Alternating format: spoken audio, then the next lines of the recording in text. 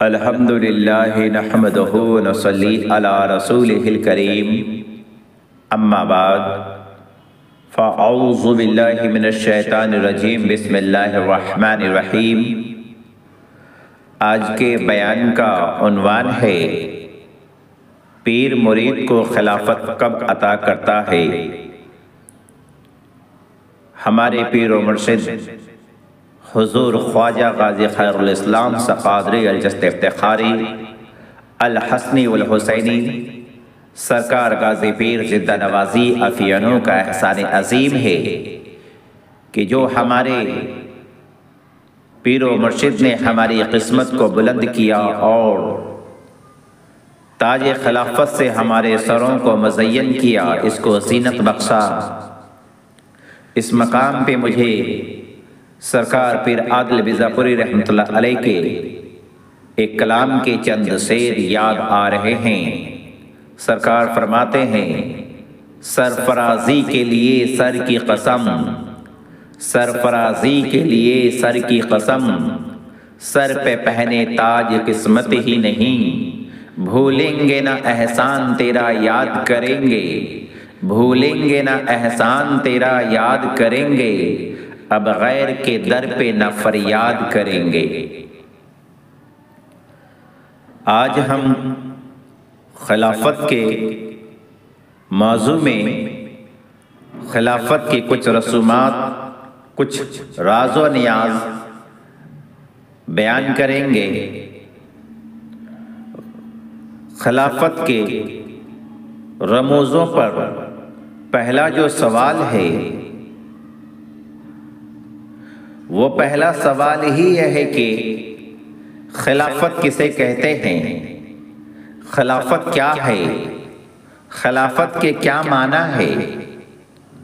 خلافت کے معنی نائب کے ہیں، خلافت کے معنی نعمت کے ہیں، خلافت کے معنی جانشینی کی ہے، خلافت کے معنی قائم مقامی کی ہے، خلافت کے معنی خلیفہ کے منصب کے ہے، اور مشائخ عظام کی اصطلاح میں اسے پیر کی جانب سے ملنے والی سب سے بڑی نعمت، سب سے بڑی عنایت، سب سے بڑی امانت ہے جس سے مرید کو سرفراز کیا جاتا ہے۔ اب جو دوسرا سوال آتا ہے وہ یہ ہے کہ پیر مرید کو خلافت کب عطا کرتا ہے، کسے عطا کرتا ہے؟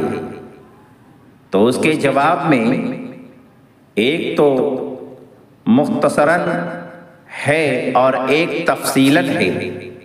تو پہلے میں مختصراً جواب دے دوں۔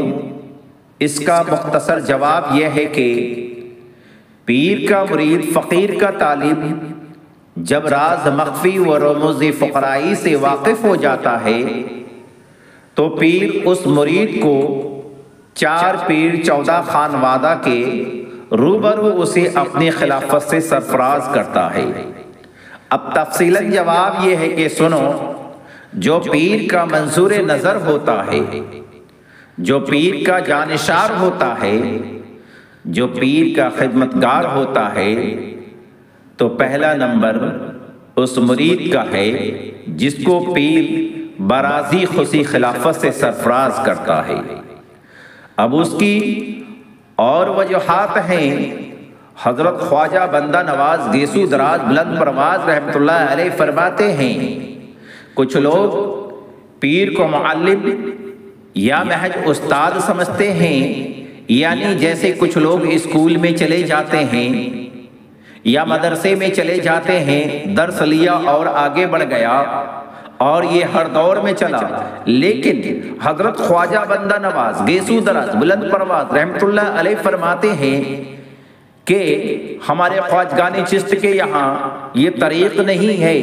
جب آپ یہ فرماتے ہیں کہ ہمارے خواجگان کے یہاں یہ طریق نہیں ہے، اس کا مطلب یہ ہے کہ آپ کے پیر، ان کے پیر، پھر ان کے پیر، یعنی خواجگان چشت کی آپ بات کر رہے ہیں کہ ہم اپنے پیر کو استاد معلم نہیں سمجھتے تو پھر کیا سمجھتے ہیں؟ تو حضرت خواجہ بندہ نواز گیسو دراز بلند پرواز رحمت اللہ علیہ اس کی تشریح فرماتے ہیں، ہمارے یہاں جو پیر ہے وہ معشوق کا درجہ رکھتا ہے اور مرید عاشق کا۔ ہم پیر سے بڑھ کر کسی کو ترجیح نہیں دیتے، ہم پیر سے بڑا کسی کو ولی نہیں سمجھتے، چاہے وہ جنید بغدادی ہو یا باعث بستانی ہو، حتیٰ کہ پیر کا بھی پیر یعنی دادا پیر بھی ہو۔ ہم یہ سمجھتے ہیں کہ مجھے جو فیض میرے پیر سے پہنچے گا وہ پیر کے پیر یعنی دادا پیر سے بھی نہیں پہنچے گا۔ اور آگے فرماتے ہیں کہ اگر مرید اس اعتقاد میں سچا ہے تو اس کے پیر بھی اس سے خوش ہوں۔